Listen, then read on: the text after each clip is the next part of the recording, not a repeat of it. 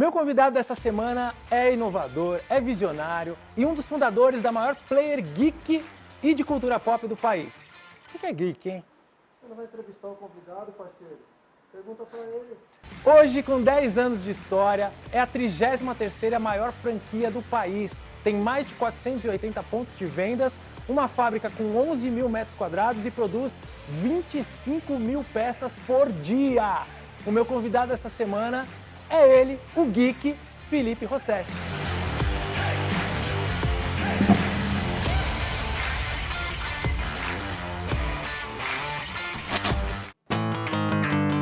Bem-vindos ao Têxtil Show dessa semana. E essa semana a gente vai conhecer a história do Felipe Rossetti, uma história inspiradora, uma história de sucesso. Já estou com o Felipe aqui. Filipão, bem-vindo.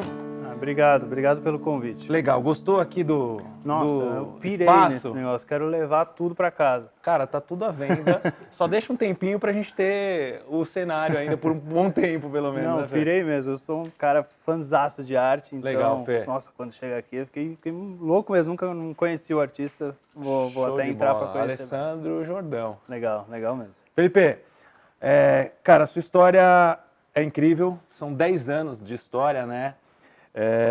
Cara, os números da Piticas são incríveis. Mas antes de falar dos números da Piticas, eu queria conhecer a sua história, né, para saber como é que era o Felipe Rossetti antes da Piticas. Eu sempre fui um cara muito dos esportes, quando eu era moleque e tudo mais.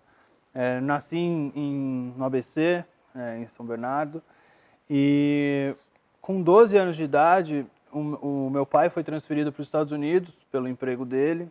E com 12 anos de idade você não tem muita escolha, né? Você simplesmente vai. E eu fui para os Estados Unidos sem falar inglês, sem nada, até acho que foi a pior... Embromation? Nossa, foi horrível, de verdade. Eu lembro até hoje, meu primeiro dia de aula e, cara, foi o pior dia da minha vida, até hoje, de verdade. Sério? Porque, meu, chorava e não queria sair, porque eu literalmente não Quantos falava anos você nada.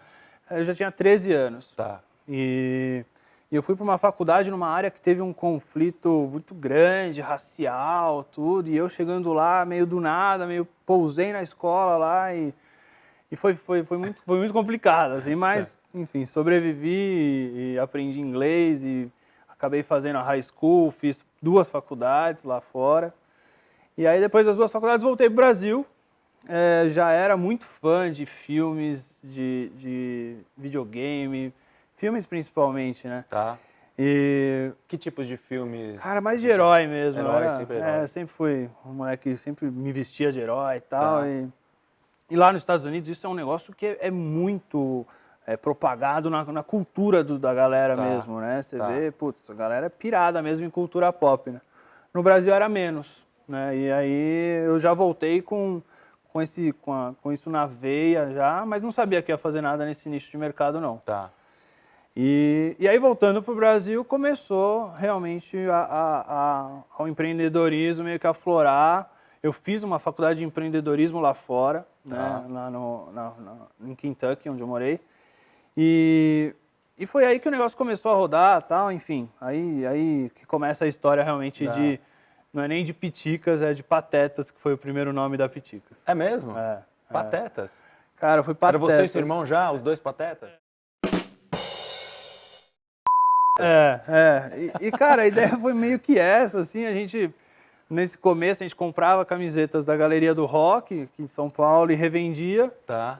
E eram aquelas camisetas de sátira, né, de game over. Abre, combre e fecha. Essa era a mais vendida sempre. Eu fiquei 2 anos sobrevivendo em cima de abre a combi e fecha. Abre a combi e fecha.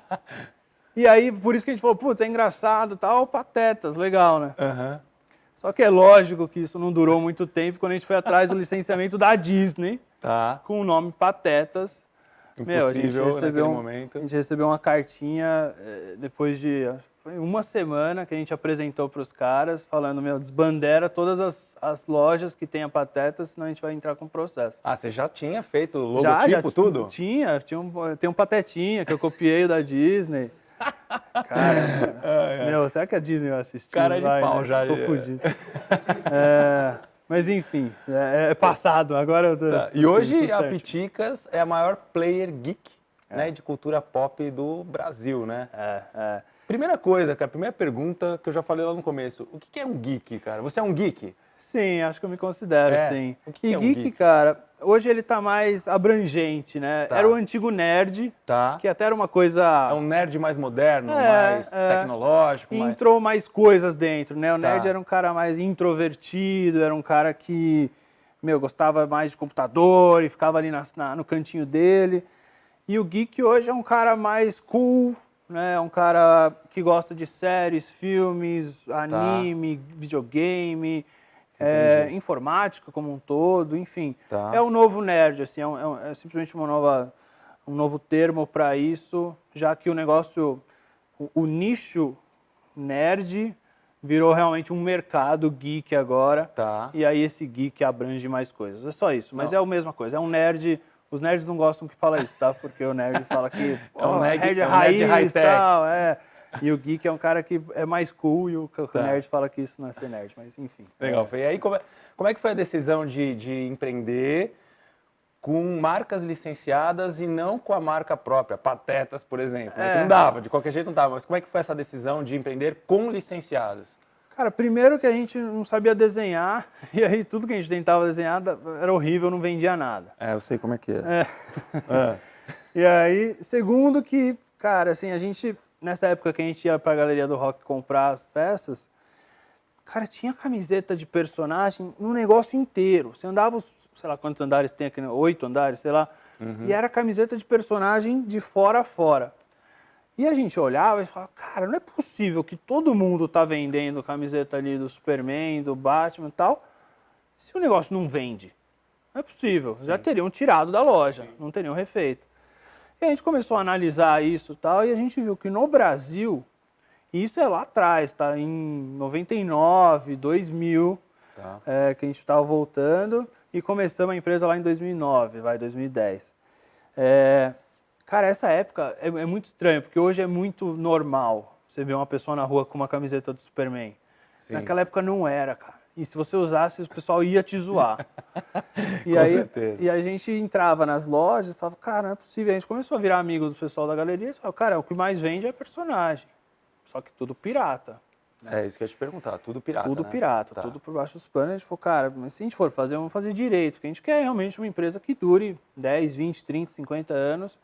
A gente sempre olhou para a Havaianas como um grande case pra gente, Sim, tudo mais. perfeito. E aí a gente falou, cara, beleza, vamos atrás desses caras e entender como que é esse negócio de licenciamento, né? Porque tinha algumas magazines, tal, que faziam, que tinham licença, mas era super infantil, sempre muito bebê infantil. Tá. E aí você pega, os nerds, a maioria da idade era, sei lá, mais velhos até. Tá. E esses caras não tinham o que usar. Cara, eu acho que é um mercado ali que tem um potencial, né? E a gente foi atrás de licenciamento e ninguém nem abriu a porta pra gente, porque Ninguém a gente ia era atenção. muito pequeno, a gente Tá. era bem caseiro mesmo, as roupas eram bem ruins. Eu até tenho umas em casa que eu guardo. Tá num quadro. Pra falar, cara, nunca Olha como mais, era. que merda que eu fazia. Mas, cara, hoje o negócio cresceu e aí a gente conseguiu começar a entrar nesse mundo de licenciamento ali em 2013, que foi com Bob Esponja, Primeira licença. primeira Bob Nickelodeon com Bob Esponja, Tá. que não era nenhuma licença que eu queria, É isso que eu ia perguntar, você curtia o Bob Esponja? Não. mas é a única que Foi o que deram pra apareceu, que gente, veio. né? Pô, E aí e a Bob gente- Esponja, né, cara? E Imagino na que época deve foi ser bom. uma... Na época foi muito bom. E a gente lançou Bob Esponja, Patrick lá, uma coleçãozinha de 3 camisetas. E aí acho que as outras licenciadoras começaram a olhar pra gente com os olhos de tipo, pô, os meninos estão sérios, estão fazendo um negócio que realmente talvez tenha potencial, talvez não, vamos apostar nos meninos e ver o que dá. Tá. E foi aí que começou, e aí começa a história de Piticas mesmo, que foi quando a gente desbandeirou e colocou o nome Piticas. E aí, Felipe, outra curiosidade. Quando é que os patetas viraram piticas? Cara, você não vai acreditar, E mas... o que significa piticas, então, né? a Piticas, cara, era um apelido que a gente zoava meu irmão, porque ele era gordo, ele tinha uma barriga, e a gente zoava a barriga dele, falava, olha o tamanho da sua pitica. Não, eu juro.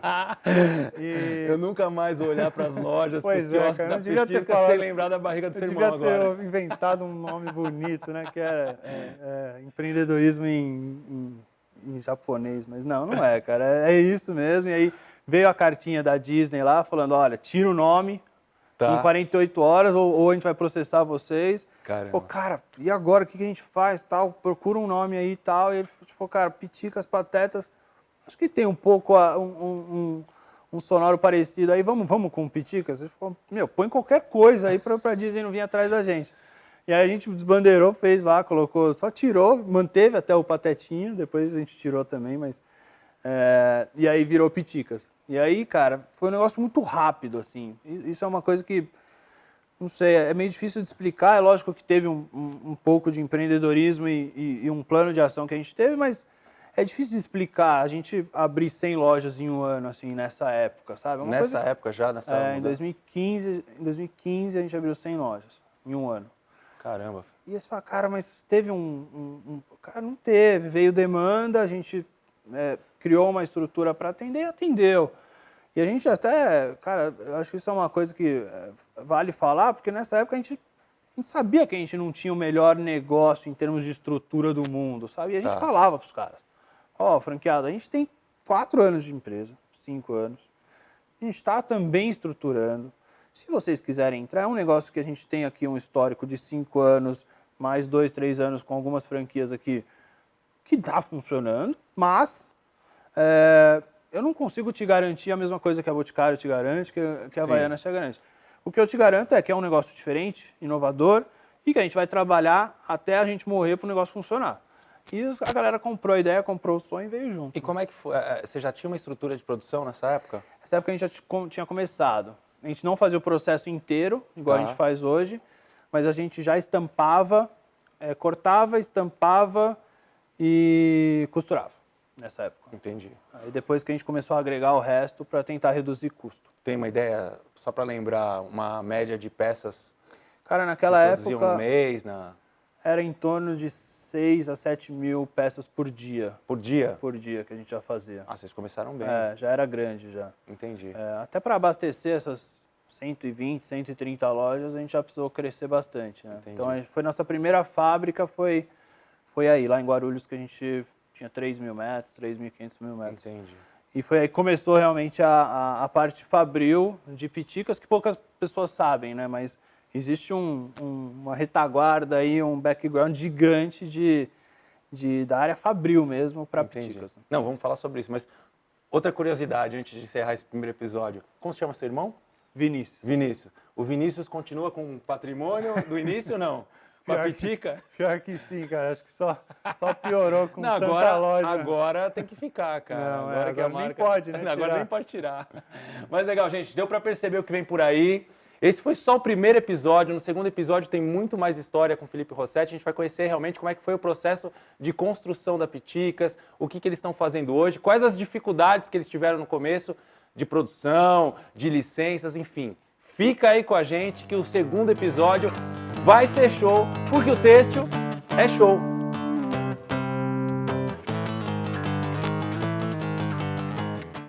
Sempre que tá desse cuidado, não tem nem cabelo aí.